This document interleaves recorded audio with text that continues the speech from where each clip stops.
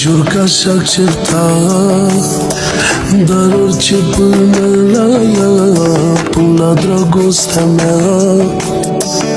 Aș putea să tac în fața tuturor, dar când e vorba de ea, voi lupta până mor.